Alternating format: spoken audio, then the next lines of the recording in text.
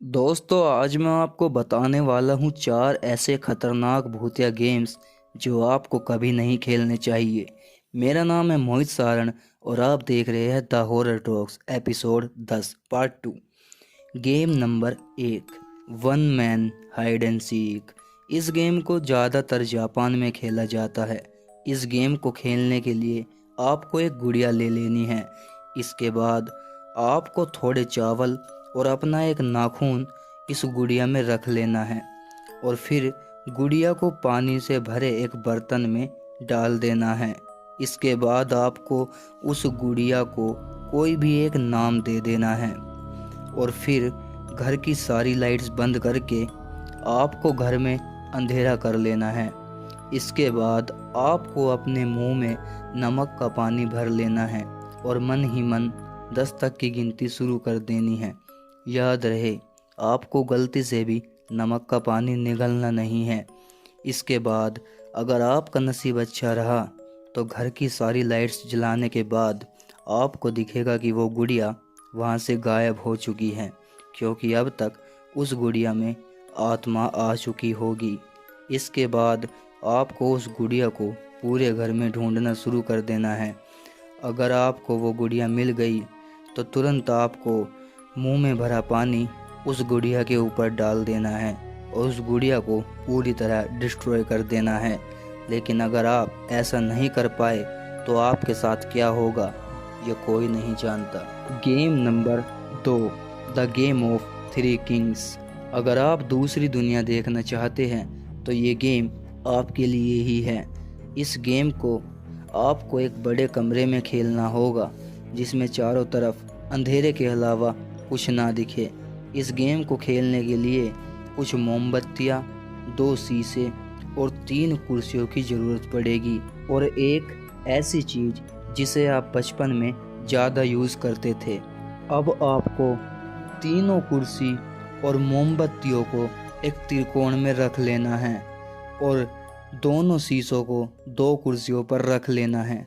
ये गेम आपको रात के ठीक 3:30 बजे खेलना होगा। आपको उन तीनों में से एक कुर्सी पर बैठ जाना है और अंधेरे को ध्यान से देखना है और अपने भूतकाल के बारे में सोचना है। लोगों का कहना है ऐसा करने से आप एक अलग दुनिया में चले जाएंगे और वहां जाकर आपको अपने भविष्य के बारे में कुछ बातें पता चल जाएगी, जिससे आपका आने वाला समय और भी अच्छा हो जाएगा। लेकिन याद रहे आपको गलती से भी शीशे में अपने आप को नहीं देखना है। अगर आपने अपने आप को शीशे में देख लिया तो आप हमेशा हमेशा के लिए उस शीशे में कैद हो जाएंगे। Game number 3, elevator to another world. इस गेम को सबसे पहले कोरिया में खेला गया था। लोगों को कहना है इस गेम को खेलने के बाद आप दूसरी दुनिया में जा सकते हैं। दोस्तों ये लोगों का कहना है, मेरा नहीं। इस गेम को खेलने के लिए आपको एक ऐसी बिल्डिंग ढूंढनी है जिसकी ऊंचाई 10 मंजिल हो। याद रहे बिल्डिंग में एक लिफ्ट भी होनी चाहिए, क्योंकि ये गेम आपको लिफ्ट में ही खेलना है। बाकी गेम्स की तरह ये गेम भी आपको अकेले ही खेलना होगा। अब आपको उस लिफ्ट में चले जाना है और फिर आपको 4, 2, 6, 2, 10, 5 ये बटन दबाने हैं। जब आपकी लिफ्ट 5वीं मंजिल पर पहुंच जाएगी तो आपकी लिफ्ट में एक अजीब सी दिखने वाली खतरनाक औरत प्रवेश करेगी। लेकिन याद रहे ना तो आपको उस औरत को देखना है और ना ही उससे कुछ बात करनी है। फिर आपको पहली मंजिल पर जाने के लिए बटन दबाना है। जैसे ही आप बटन दबाएंगे आप देखेंगे लिफ्ट नीचे जाने के बजाय 10वीं मंजिल पर जाने लगेगी। जैसे ही आपकी लिफ्ट रुकेगी आपको तुरंत लिफ्ट से बाहर निकल जाना है। लिफ्ट से बाहर आते ही आप एक अलग दुनिया में खड़े होंगे। इसके बाद वो औरत आपसे पूछेगी कहाँ जा रहे हो, लेकिन आपको उसके इस सवाल का जवाब नहीं देना है और आगे बढ़ जाना है और जो आप उस दुनिया में देखना चाहते हैं आप वो देख सकते हैं।